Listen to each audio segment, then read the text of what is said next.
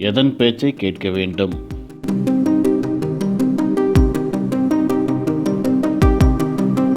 முத்து என்ற இளைஞன் நேர்மையான முறையில் ஆட்டோ ஓட்டி தன்னுடைய குடும்பத்தை காப்பாற்றி வந்தான்.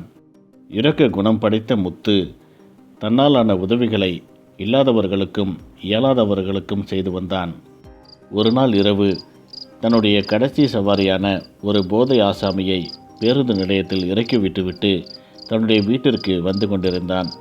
பாதி வழியில் பின்னால் திரும்பி பார்க்கின்றான். அந்த ஆசாமி இருந்த இடத்தில் ஒரு பை உள்ளது. வண்டியை நிறுத்திவிட்டு அந்த பையில் என்ன இருக்கின்றது என்று பார்க்கின்றான். அந்த பை முழுவதும் பணக்கட்டுகள் அடுக்கி வைக்கப்பட்டிருந்தன. முத்துவின் மனம் பேசியது.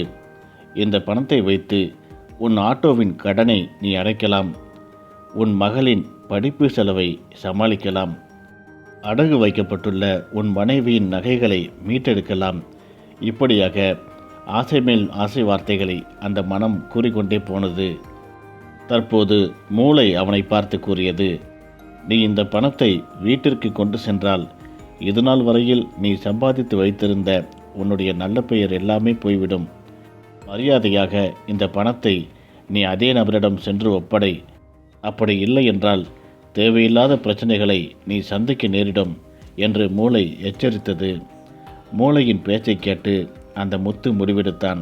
பணப்பையை எடுத்துக்கொண்டு பேருந்து நிலையம் சென்று அந்த நபரை கண்டுபிடித்து பணப்பையை ஒப்படைத்தான். போதை ஆசாமி இவனை பார்த்துவிட்டு, இதை போய் ஏன் கொண்டு வந்தாய் என்று வேண்ட வெறுப்பாக அந்த பையை வாங்கி கொண்டார். இதை கேட்ட முத்து அதிர்ச்சியடைந்தான். முத்து அந்த போதை ஆசாமியை பார்த்து கேட்டான், இவ்வளவு பணத்தையும் தங்களிடம் கொண்டு வந்து கொடுக்காமல் நானே எடுத்து சென்றிருந்தால் என்ன செய்திருப்பீர்கள்? நேர்மையோடு எல்லா பணத்தையும் உங்களிடம் கொண்டு வந்து ஒப்படைத்ததற்கு எப்படியா நன்றி கூறுவீர்கள் என்று கேட்டான் முத்து. அந்த போதை ஆசாமி முத்துவை பார்த்து கூறினான், இந்த பையில் இருப்பது எல்லாமே பணம் இல்லை, எல்லாமே கலர் ஜெராக்ஸ், ஷூட்டிங்காக தயார் செய்யப்பட்டது.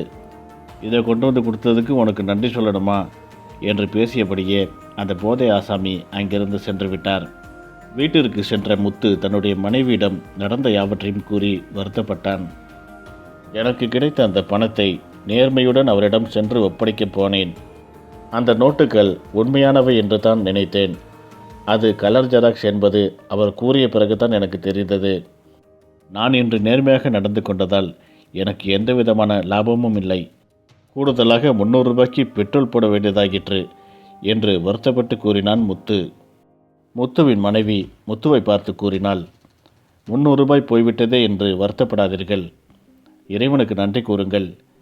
அந்த பணத்தின் மீது ஆசைப்பட்டு வீட்டிற்கு கொண்டு வந்திருந்தாலோ அல்லது வெளியே எங்கேனும் மாற்றியிருந்தாலோ கள்ள நோட்டுகள் என்று உங்களை கைது செய்து உள்ளே போட்டிருப்பார்கள்.